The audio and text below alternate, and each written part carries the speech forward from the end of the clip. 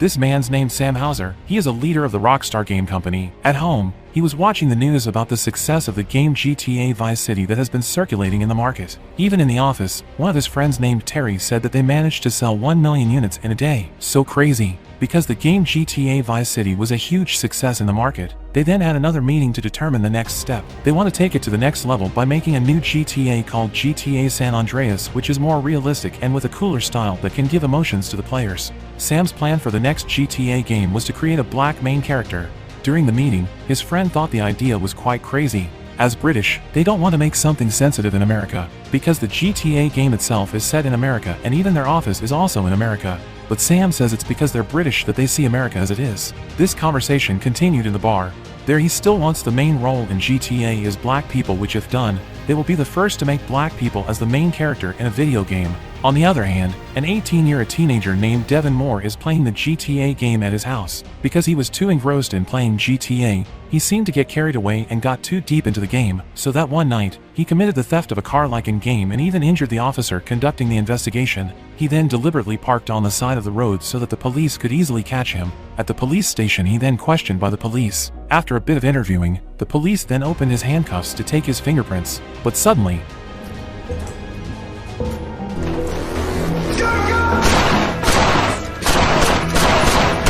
he carried out the murders like a professional criminal like in a GTA game. Because of that incident, Devin finally went to jail. There he got a lawyer named Jack Thompson. Jack is interested in taking the case from him, because he reads the news about the case in online media where Devin says that life is just like a video game. So he asked about it to Devin directly jailed. At home, he then told it to his wife.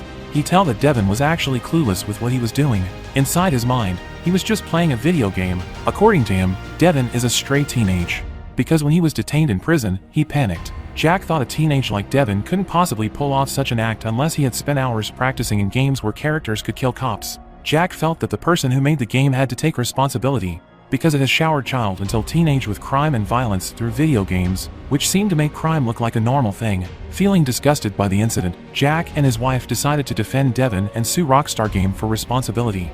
In the morning at the Rockstar Game office, Sam gives his idea for the next game. He wanted the CG character to be able to shave his own hair, get tattoos, do sports, and more, so that their next video game can outpace the film. Then they went looking for materials for the game setup by visiting black people's locations directly, guided by their black colleagues. When they were taking pictures, suddenly they were visited by a group of black gangs. Luckily, when it was explained that they were from Rockstar Games who made GTA games, they were immediately greeted warmly, because they are also fans of the GTA game. Elsewhere, Jack invites his friend Ray, who also works as a lawyer.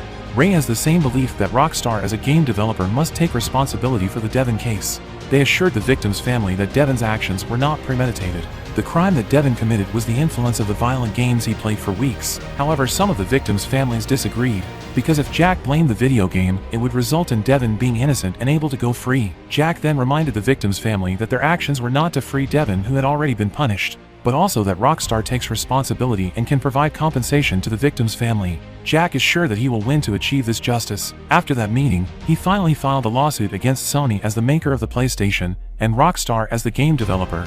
In that press conference, he also declared that he would destroy Rockstar's game. One of the team members then conveyed the demands to Sam and asked him to always be aware. Before fighting Rockstar in court, Jack tries to play GTA at his house. There he became shocked, because from the beginning of the game, the characters in the game are directly directed to commit violence and crime. It can be seen that they started looking for each other to find out what their opponents like. Jack then gathered expert witnesses such as doctors and the military to support his belief that violent games like GTA could trigger traumatic stress on the brain, especially the adolescent brain.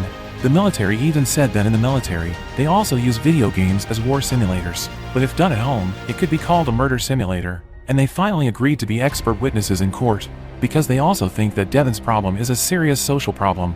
On the other hand, Sam and his team continued to finishing GTA San Andreas to the production stage. As violence and crime weren't enough, their Sam also wanted to add real adult scenes. So he ordered shooting to represent that scene in a game. But the next day, at Rockstar Games' office, they watch the news Jack is on TV and say, Rockstar Games has created a murder simulator that makes teenagers like Devin commit such crimes. Their several team members suggested that what was at issue was the police killing, and it could probably be removed in GTA San Andreas. But Sam disagrees and wants to make GTA that way anyway. He thought that Jack just wanted to blame someone else for the case. He feels entitled to make the game he wants to make, because this is America and America is a free country. Instead of blaming other people, it should be the parents who are to blame, or their failed education.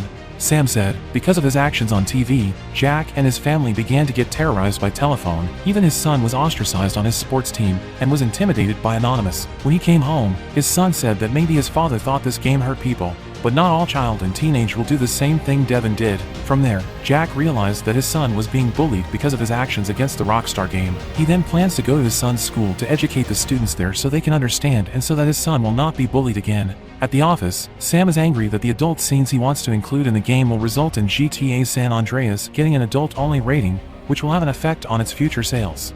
After getting input from his team members, he finally agreed to remove the adult scenes in the game, considering that this game will soon be released. And to fight Jack Thompson, Rockstar Games hired the services of a high-level lawyer called Blankroom. On the other hand, Jack and his wife heard about it. They were not afraid and were ready to take any risks. In fact, he emailed Blankroom and say if their client was a man not worth defending, and if they persisted in defending Rockstar Games, then he thought they had tarnished the reputation of the legal profession. But Blankroom still comes to court and ignores emails from Jack. As a result of the email he sent, the Blankroom reported him to the judge, and it turns out that it is a violation of the code of ethics of fellow lawyers. The judge said that it was an act of arrogance that he did, and as a result, Jack is not allowed to take part in that case again. Ray finally handled the case. Even though he is not allowed to take part in that case again, Jack still comes to see how the trial went. Long story short, in the trial, the judge finally made a decision, because the expert witnesses gathered by Jack admitted that they had never met Devin Moore, and they don't know the details of the crime, then the evidence submitted could not be considered by the judge. According to the judge, the expert witness did not know whether Devin acted knowingly or not. The judge even said that Devin's act of violence was really programmed by a video game or not. Because of that, the judge ruled that the trial was over and Rockstar Game won. Jack, who felt annoyed and disappointed, then shouted and said that the decision was a shame. After the trial was over, a disgruntled Jack then came to the Blankroom team, but before he could say more, Blankroom said they were forced to take him to the state attorney's office to assess his actions in this case, especially on violations of the code of ethics that he did, but he still blames Rockstar Games for selling video games that are inappropriate for child until teenage. News of Blankroom's victory reaches Sam and he is relieved by the judge's decision regarding the suit. Next, he returned to the game GTA San Andreas, which was about to enter its release time. All Rockstar employees worked hard to complete the game day and night. 2 years of their work. Finally the game was finished and then one of the team members submitted a copy to the Video Game Regulatory Agency. GTA San Andreas was officially released on the market and became one of the best-selling game consoles in the world. Meanwhile, Jack gets word that Blankroom has succeeded in convincing the state attorney's office to revoke his license. When he was talking to his wife, suddenly the house was pelted with stones which shattered the window glass. One day while he was playing golf, he prayed to God, because actually he also can't stand against these people, because this ordeal is like destroying his soul and family. Meanwhile, at the Rockstar Games office, Sam is feeling happy reading the comments from players who are very satisfied with their new game, coupled with the news of fantastic worldwide sales figures, made him and his team celebrate that news. The game attracted the attention of many people, especially game modifiers or commonly called modders, like Patrick, a man from the Netherlands who really likes the world of game modification. He found a programming code that is in the game, but not including the part in the game. He then deciphered the game code from GTA, and he found adult scenes he had previously wanted to include in the game. Apparently the code was not removed, but only hidden. One day, Sam and his team are shocked when the footage is leaked and goes viral on YouTube. The news about the virality of the video finally reached to Jack. There he thought that it was time to strike back at Rockstar Game. On the other hand, Patrick, who uploaded the video, was then chased by journalists for questioning. There he said that everything he posted was from the GTA disc. Contrary to what Rockstar Games said to journalists, Terry blamed hackers or modders for changing the scene in the official version. Sam becomes angry that Terry blames the modders for this incident, because in the game industry, modders are die-hard fans. When this problem was widely discussed, Jack Thompson got his confidence back to fight Rockstar Game. He was even contacted by the United States Senator to come to the White House to specifically discuss the case. Rockstar Games as usual get help back from the Blankroom. There they asked how Patrick could get the footage. Sam honestly said that at first the scene was made to fill the game, but they cancelled and it was deleted, because that scene would have prevented the game from getting a nature rating. It turns out that the programming code was deliberately not removed because it would have an effect on other lines of code. Plus, GTA San Andreas was being chased by a deadline, so the line of code containing the adult scene is just hidden. This problem was even more lively when rows of people demonstrated in front of Rockstar's offices in America. They asked Rockstar to leave America because basically they are British people. The Video Game Regulation Party also spoke about it, and considers the adult scene material that is spread in society is true from the GTA San Andreas disc that is circulating in the market.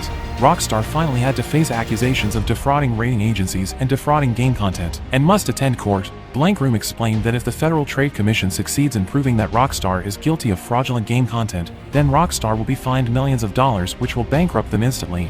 Sam finally went to the Federal Trade Commission's office and was asked all kinds of questions about how there could be adult scenes in the video game GTA San Andreas. There, Sam told the process of making the game and the origins of how it happened that adult scenes existed in a GTA game he had made. Luckily, the Federal Trade Commission only advises Rockstar Game to have its own system to guarantee in-game content has been vetted. No penalties, no fines. Only had to promise that something like this wouldn't happen again, while good fortune was not on Jack Thompson's side. His fun ends because the state attorney's office wants to fire him for professional misconduct, and he must attend the trial. He was proven to have violated 31 kinds of ethical codes, and he was finally dismissed completely from his profession as a lawyer.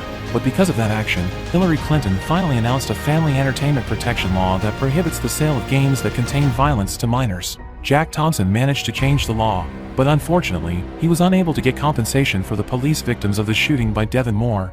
And the movie ends.